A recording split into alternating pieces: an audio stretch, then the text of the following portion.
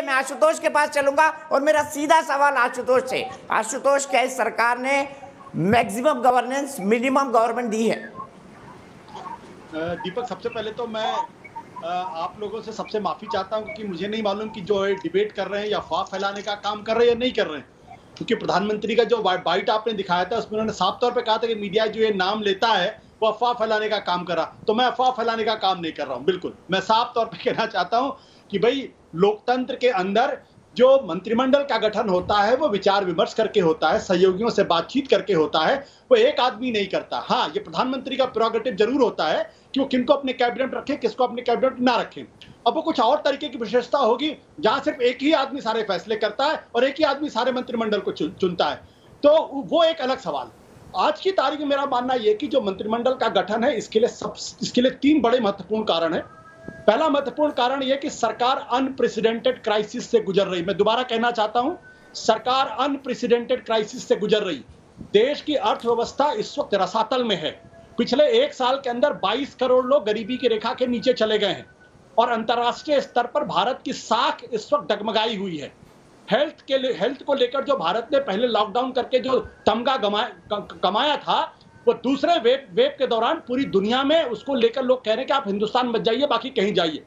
तो 3 ऐसे मंत्रालय हैं जिसमें मुझे लगता है कि जिम्मेदारी तय होनी चाहिए। एक, हेल्थ मंत्रालय कि आखिर जो हमारे स्वास्थ्य मंत्री थे वो कर क्या रहे। जब वो कह रहे थे फरवरी के महीने में एंड गेम हो रहा कोरोना का, अगर एंड गेम था तो ऐसे स्वास्थ्य मंत्री की हमें देश को जरूरत नहीं है। दूसरा, देश के जो विदेश मंत्री हैं, आप देख लीजिए भारत के रिश्ते सिर्फ चीन और पाकिस्तान से नहीं, नेपाल, श्रीलंका और बांग्लादेश सबसे खराब है। तो और पिछले दिनों खबर यह है कि जब वो अमेरिका गए थे तो वहां के विदेश मंत्री ने भी उनसे लगभग काफी इंतजार कराने के बाद मुलाकात की थी। तो ये तय होना चाहिए। और तीसरी बात, जो सबसे महत्वपूर्ण बात यह है कि आखिर इस देश की अर्थमंत्री कर क्या रही थी कि भारत की अर्थव्यवस्था की हालत इतनी खराब हो गई कि कोविड के पहले लगातार 8 क्वार्टर में भारत की अर्थव्यवस्था 8% से गिर के 4% उसके नीचे पहुंच गई।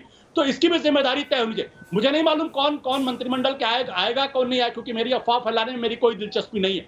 लेकिन इन 3 मंत्रालयों की जिम्मेदारी तय होनी चाहिए। और जो आपने कहा मिनिमम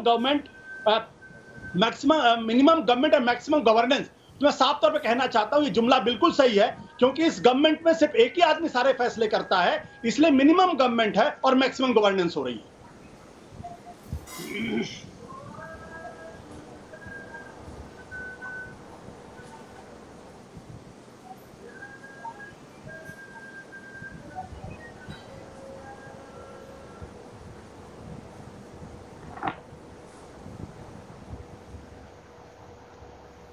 आपको लगता है आशुतोष जो कह रहे हैं वो सही कह रहे हैं? आपको लगता है ये सरकार अनप्रेसिडेंटेड क्राइसिस से गुजर रही है?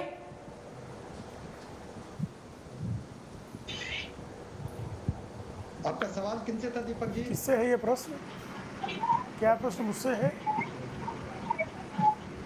अच्छा दीपक जी, मैं तो यही कहूंगा कि मोदी 2.0 ने एक से एक काम किया है। राष्ट्रीय एकता अखंडता अक्षुण्ण रखने के अलावा इतने बड़े वैश्विक महामारी के बावजूद भी अर्थव्यवस्था को इतने अच्छे नियंत्रण में किया गया है कि मैं समझता हूं कि मोदी 2.0 गवर्नमेंट इस मामले में काफी सफल रही है। जब पूरे दुनिया की अर्थव्यवस्था डवाडोल है तो हिंदुस्तान की भी गिरी है, लेकिन बेपटरी नहीं हुई है। और हमने रिकॉर्ड टाइम में 2 वैक्सीन बनाए हैं। हमने कोरोना पे नियंत्रण करने के लिए अपनी स्वास्थ्य व्यवस्था को मजबूत की है। रहा थोड़े हताहत होने की चीज, तो ये वैश्विक महामारी थे, ये मानना पड़ेगा।